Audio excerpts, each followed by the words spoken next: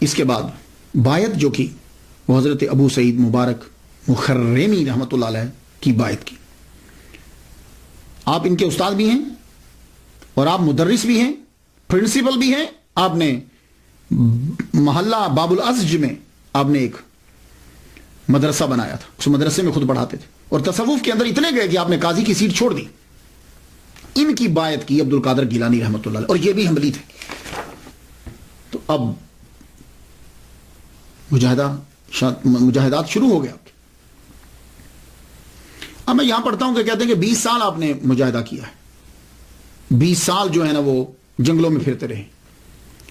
تو یہاں میں عرض کرنا چاہوں گا کہ جب ہم دیکھتے ہیں، سالوں کو گنتے ہیں، ان پہ تحقیق کرتے ہیں، تو کچھ لوگ جو ہیں وہ محبت میں آ کے سال بڑھا دیتے ہیں کہ اتنے سال مشقتیں اٹھائیں، اتنے لوگوں سے ملے. لیکن وہ جب ہم تحقیق کرتے ہیں تو یہ کوئی ضروری نہیں ہوتا کہ ایک آدمی 40 سال مجاہدے کرے گا ہی تو مرتبہ ملے گا. ہو سکتا ہے کہ ان کو ایک دن میں مل جائے، کوئی دن بڑھانے کی ضرورت نہیں ہوتی.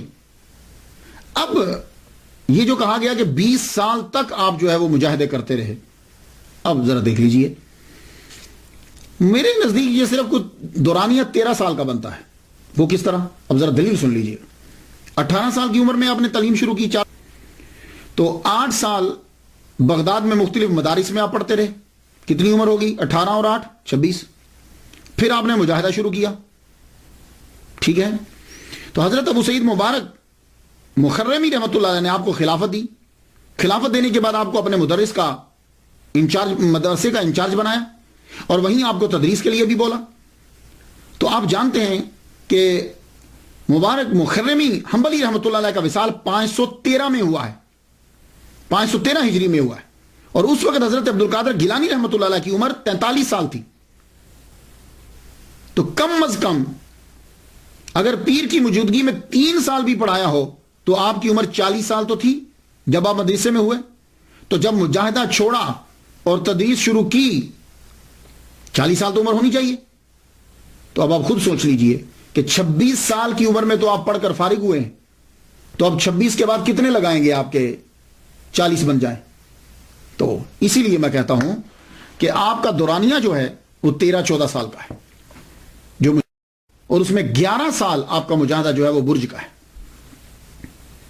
ہاں اگر کوئی صاحب یہ کہتے ہیں کہ جی ہم ان کا مجاہدہ جو ہے وہ دوران تعلیم کا دورانیہ جو ہے وہ بھی شامل کرتے ہیں، تو ٹھیک ہے، پھر اس کے پھر بن جاتا ہے کہ اگر آپ یہ کہیں کہ وہ بھی مجاہدہ ہی تھا. آپ نے پڑھا، پڑھنے کے بعد اب آپ ریاضت اور مجاہدے کے لیے اپنے پیر کی کہنے کے اوپر حضرت خضر علیہ السلام بھی آپ کی تربیت کر رہے.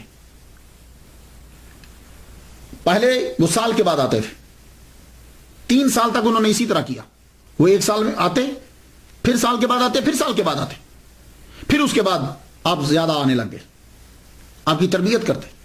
بلکہ بعض اوقات تو ایسا ہوتا کہ آپ رہتے ہی ان کے ساتھ.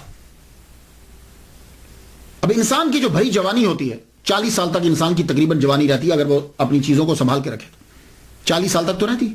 اب 40 سال کے اندر عبد القادر گیلانی رحمۃ اللہ علیہ کے کردار پر کوئی آدمی انگلی نہیں اٹھا سکتا کہ وہ یہ کہے کہ یہ عبد القادر گیلانی رحمۃ اللہ نے یوں کیا یوں کیا.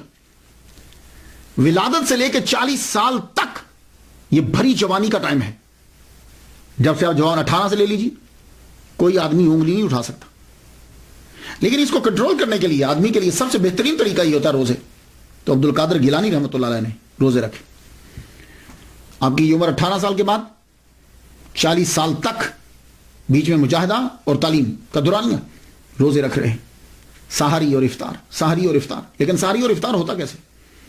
سحری اور افطار کبھی پانی پہ ہو رہا ہے، سحری بھی پانی پہ، افطاری بھی پانی پہ. اور کبھی کیا ہوتا ہے کہ سحری درخت کے پتوں سے، افطاری بھی درخت کے پتوں کے ساتھ. بھوک چیخ پڑی، نفس چیخ پڑا، اتنے مجاہدے کیے آپ نے. اور بعض کا تو ایسا ہوتا کہ آپ کو نیند آ جاتی، نیند آتی تو آپ بیٹھ جاتے. سجدے میں ہیں، نیند آئی ہے، ایک دم بیٹھ گئے، پھر بیٹھے بیٹھے نیند آ گئی، ایک دم کھڑے ہو گئے. اور بعض اوقات کھڑے کھڑے بھی نیند آ جاتی. آپ نے دیکھا کہ لوگ کھڑے سو جاتے، تو جب کھڑے کھڑے نہیں آپ چل پڑتے، اور جب چل پڑتے تو پاؤں میں جوتا تو ہے نہیں، چلتے رہتے، اتنا چلتے کہ پاؤں پہ چھالے پڑ جاتے اور خون رسنے لگ جاتا آپ کے پاؤں سے.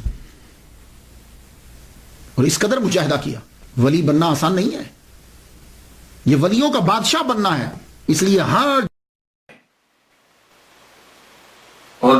آپ اتنے کمزور ہو جاتے کہ ایک دم سے گر جاتے. لوگ سمجھتے کہ فوت ہو گئے ہیں اور لوگ اٹھا کر تجہیز و تکفین کا انتظام کرنا شروع ہو جاتے. لیکن ہوتا کیا, ایک دم سے آپ کے جسم میں جنبش ہوتی تو لوگوں کو پتہ چلتا نہیں بھائی یہ زندہ ہے. اللہ